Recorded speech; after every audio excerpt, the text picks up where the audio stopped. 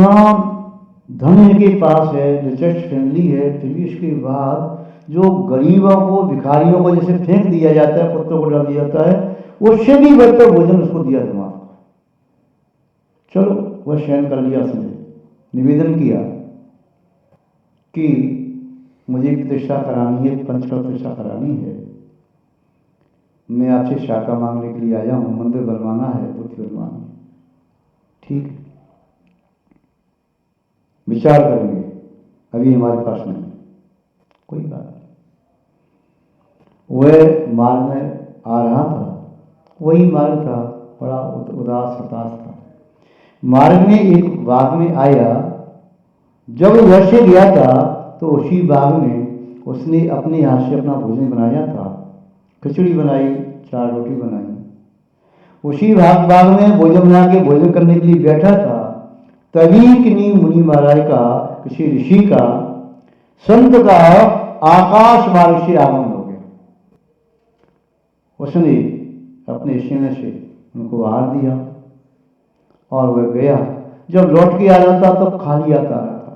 वो बगीचे में गया, क्या करूं, पत्नी कहेगी क्या लेकर के आई, तो एक आकाशवाणी हुई कि तू यहाँ से बाग में से जो बेर के पेड़ हैं, पोटली भर के बेर बांध दे। आकाशवाणी है। उसने कहा ठीक है, खाली आने से तो अच्छा है, ये फ्री की बेर मिल रही हैं, 2 दिन के लिए भोजन का काम तो चल जाएगा। बेर की पोटली बांध करके वो अपने नगर में पेश करता है। अपने घर में पहुंचा, पत्नी कहती हो वाह, देखो मैंने आपसे कहा मेरी मायके जाओ तो सही, ससुराल जाओ, मेरे पिता कितने न्यायप्रिय हैं, अपने दामाद का इतना सम्मान करते हैं, मेरे भाई लुटाते हैं लुटाते, और आप पहुंच गए तो सम्मान के साथ दिया हुआ, कितना दिया है। और वह मन सोच रहा था क्या दिया, क्या किया, क्या ऐसे बताऊं। कोई बात नहीं, बेरों की पोटली तो आगे आंगन में रखी। पत्नी ने कहा आप भोजन कर लीजिए, मैं देखती हूँ क्या है। वह भोजन करने बैठा, पोटली खोली, उसका ग्रास हाथ में था, मुँह देने को था। पोटली खोलते ही पूरी आंगन में चमक, इतना तेज, इतनी कांति कहाँ से आई, आश्चर्य हुआ। देखा तो भी बेल नहीं, ये सभी रत्न बन गए। मुनि महाराज को सुपात्र को दान दिया था, उसके प्रभाव से उस देव ने बन के, देवता ने वह देव बना करके दिए थे, किंतु अपनी विद्या से उसी रत्न बना दी। सुपात्र दान का फल जीवन में आपने भी कई बार सुपात्र दान दिया होगा और उसमें आपने उसका फल प्राप्त किया होगा। चाहे आपने जीवन में एक बार ही दिया। राजा शेषन का मालूम है आपको, सुपात्र दान दिया मुनि महाराज को। अपनी रानी से अनिता, श्रीमंता और सत्यभामा जो द्विजपुत्री थी, वे वहां से चारों प्राणी भोगभूमि जाते हैं। कल वृक्ष से प्राप्त 10 प्रकार के भोगों को प्राप्त किया, पुनः स्वर्ग में जाते हैं, पुनः वहां से राजा महाराज आदि होते हैं। उसके बाद वही राजा शेषन का जी 16वें तीर्थंकर भगवान शांतनाथ होते हैं, जो 6 खंड के राजा चक्रवर्ती बनते हैं, जो कामदेव बनते हैं, तीर्थंकर बनते हैं। भरत चक्रवर्ती के जीव ने शेर की पर्याय में मुनि महाराज के आदान की अनुमोदना की। वह सिंह का जीव क्रमशः स्वर्ग आदि के उत्तम सुखों को भोगता हुआ भरत चक्रवर्ती होता है, 6 खंड का राजा होता है। महान भाव, धन वृद्धि का पहला साधन है सुपात्रों को दान देना। लोक व्यवहार में धन वृद्धि के 6 कारण, 6 मार्ग माने जाते हैं। 6 मार्ग धन लाभ के जानत हैं सब लोग, विद्या, उद्यम, बुद्धि, बल, रूप तथा संयोग। यहां पर यह बताया उद्यमशीलता या विद्या या रूप, संयोग इत्यादि ये बताए। आचार्य महोदय कह रहे हैं आपको धन की खजानगी मिल जाए, किंतु पुण्य आपकी सत्ता में नहीं है तो वह धन भी आपके लिए कोयला बन जाएगा। तिजोरी में रखा हुआ धन सर्प और बिच्छू बन जाता है। जीवंत उदाहरण, जहां पर मंदिर की दीवार के साथ किसी का मकान था, और मंदिर की दीवार में एक गुप्त दान की पेटी थी। वर्षों से वह गुल्लक नहीं खोली थी। उसके मन में पाप आया, इस गुल्लक को खोल करके देखता हूँ। और रात्रि में उस मंदिर में गया, अंदर से ताला बंद करके, दीवार खोल करके देखा कि नहीं, यहाँ से तो गड़बड़ होगा। तो अपने लौट के आया और अपने घर से रात्रि में दीवार की ईंट निकाल ली और फिर पेटी को काट करके निकाला। धन होगा। 10 साल 20 साल से पेटी नहीं खुली, गुल्लक नहीं खुली। मालूम है मुझे इसमें मेरी दादी ने सोने के सिक्के डाले, चूड़ियाँ डाली, किसी ने कुछ डाला और बहुत धन होगा। किंतु जब उसने पेटी काट करके देखी, उसके आश्चर्य का ठिकाना नहीं रहा। उसमें सिवाय कोले के कुछ नहीं।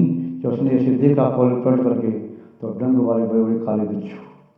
उसने घबरा करके तुरंत उस पेटी को बंद किया और अपने बेड में करा करके बंद कर दिया। पर्यूषण पर्व में मीटिंग हुई, भाई मंदिर का जीर्णोद्धार करना है, पैसा इकट्ठा कर लो। कुछ लोग बोले, अरे पैसे की क्या आवश्यकता है, अपनी गुप्तदान की गुल्लक में इतना धन निकलेगा कि 10 मंदिर खड़े हो जाएंगे। वह व्यक्ति कहता है, नहीं भैया, ऐसा कुछ नहीं है, अपने को चंदा इकट्ठा करना पड़ेगा, उसमें कुछ नहीं निकलेगा। क्यों नहीं निकलेगा? उसने ईमानदारी से कह दिया, भाई मेरे मन में पाप आ गया, मैंने दीवार खोल करके पेटी को देखा, उसमें कोयला भरे पड़े हैं, बिच्छू। पंचों ने कहा, कोई बात नहीं, तेरे मन में पाप आया तो पाप से तेरा वह धन, मंदिर का धन कोयला बन गया, बिच्छू बन गया, तो ये धन दिखाई नहीं दिया। सब पंच बैठे, दीवार की ईंट निकाल करके गुल्लक को निकाला और ताला खोल करके बोले, उसमें देखा वास्तव में उसमें सोने के सिक्के, सोने की चूड़ियाँ, सोने के कुंडल और भी सोने के बहुत सारे आइटम, कुछ चांदी के मतलब सिल्लियाँ जैसी पड़ी थी, नोट्स भी पड़े थे मतलब। तो उसने जब देखा वास्तव में धन निकला। वह धन कैसे बन गया? पहले कोयला कैसे बन गया? पाप से। यदि जीवन में पाप का उदय है तो व्यक्ति एक नहीं 100 काम करे, धन वृद्धि नहीं होती। जिस काम को करे उसी में घाटा लगता है, जिस काम को करे उसी में घाटा लगता है। इसीलिए आचार्य महोदय कह रहे हैं कि धन वृद्धि करना है तो देना प्रारंभ करो। किसको दो? अच्छे व्यक्तियों को दो, जो आपके धन का सही सदुपयोग कर सके। ऐसे व्यक्तियों को दो, जो दुरुपयोग करता है उसको दान मत दो। दुरुपयोग करने से धन नष्ट होता है और सदुपयोग करने से उसकी वृद्धि होती है। महानुभाव, पहला कारण दिया, सयशपत दाना दो, कषाय विजया दो पहुभक्ति। कषाय पर नियंत्रण करने से, कषाय पर विजय प्राप्त करने से।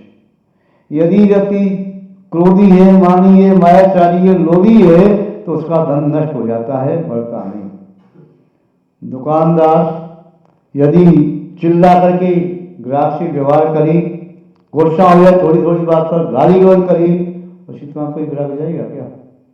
धन वृद्धि होगी क्या?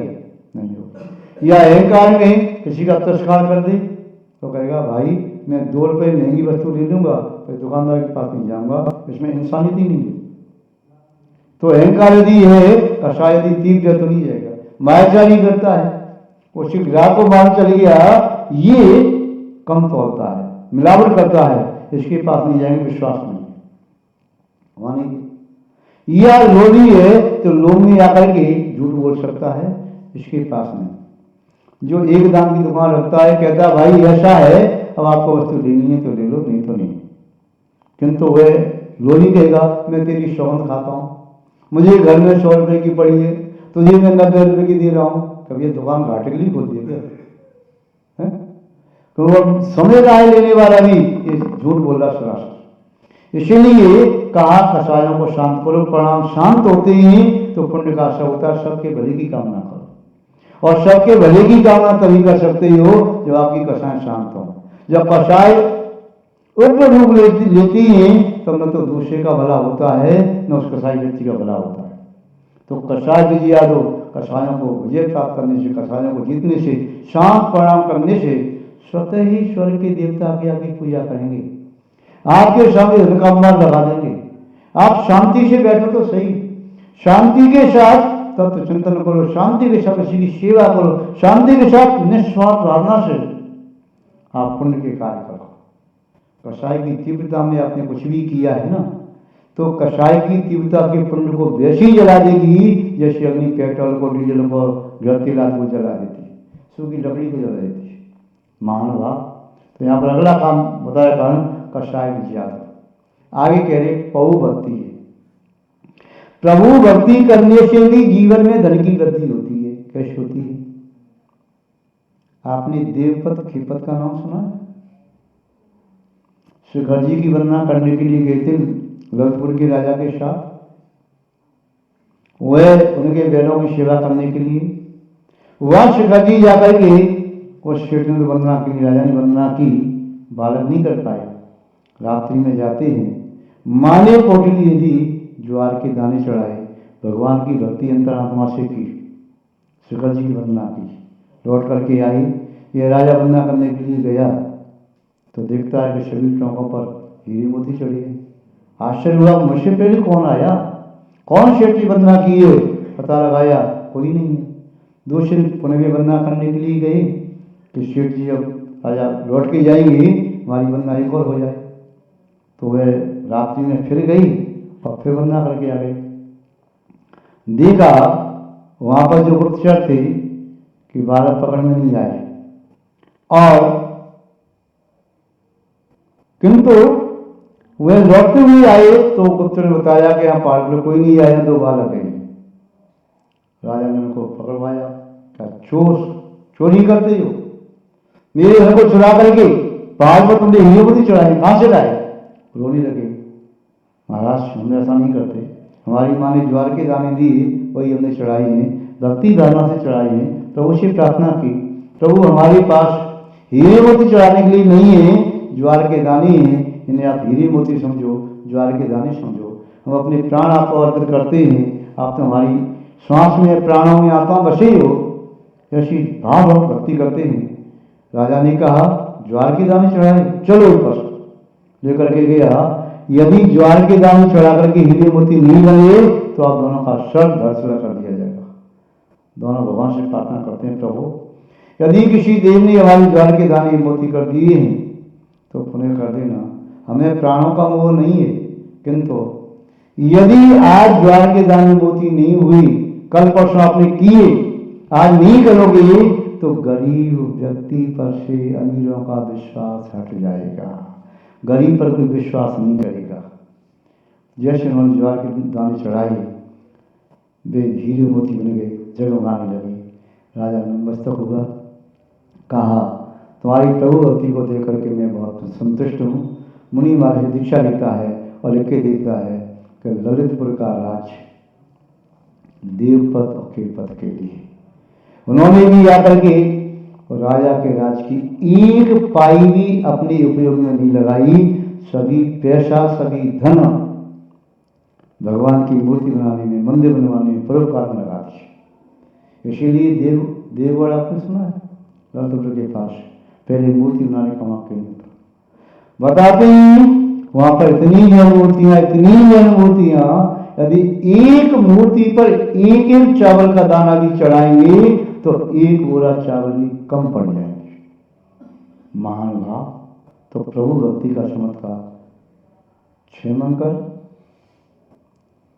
सृष्टि के 2 नौकर सेवक, धरणंकर और पर्णंकर, उन्होंने भी भगवान की पूजा भक्ति की। उस पूजा भक्ति का परिणाम क्या मिला उन्हें? अगली बार अमरसेन वैष्ण हुए, 5 कौड़ी से पूजा की, 5 वरदान प्राप्त हुए। शुभंग वाले को देखो, धनदत्त वाले ने भगवान की पूजा की कमल पुष्प से, आगे करकंड राजा हुआ। महानुभाव, प्रभु भक्ति का प्रभाव अचिंत्य है, अचिंत्य प्रभाव है। यदि प्रभु के साथ आपका एक ही कार हो गया, एक ही भाव हो गया, एक ही कृत हो गया, तो समझो प्रभु का समग्र वैभव, समर्पण कितनी विभूति क्या आपको प्राप्त नहीं होगी। आपने जिसके हृदय में अपना स्थान बनाया है वह कहता है धन किसका? आपका ही तो है, पैसा आपका ही। तो भगवान की भक्ति में से रंग जाओ कि आपको केवल भौतिक संपत्ति नहीं, अंतर की संपत्ति भी प्राप्त हो जाए। अनंत ज्ञान, अनंत दर्शन, सुगंध बीज, ये संपत्ति, ये ज्ञान धन वृद्धि को प्राप्त हो, बाहर का अलौकिक धन तो कोई बहुत बड़ी बात नहीं है। आचार्य महोदय कहते हैं, लिप्सत्व ओयाराधो, धन वृद्धि का अगला कारण है निस्वार्थ भावना से उपकार करो। मन में कोई स्वार्थ भावना नहीं, स्वार्थ के साथ करोगे तो व्यापार हो जाएगा, उपकार नहीं कहलाएगा। एक बालक जो बचपन में ही अनाथ हो गया, पिताजी जन्म के पहली मृत्यु को प्राप्त हो गई, मां जन्म के कुछ दिनों बाद, उसका पालन पोषण परिवारियों ने किया, बाद में वह भी इसे निभा न सके, रिश्तेदारों ने भी इसे छोड़ दिया, जंगल में गया, जंगल में जाकर के पत्ते खाने लगा, झंडे का पानी पीने लगा, फल आदि खाने लगा, सोचता है मेरी भाग्य का उदय कैसी हो, क्या करो। मुनि महाराज के श्रीमुख से सुना था कि दूसरों का उपकार करो बिना किसी स्वार्थ के तो तुम्हारा भाग्य का उदय होगा।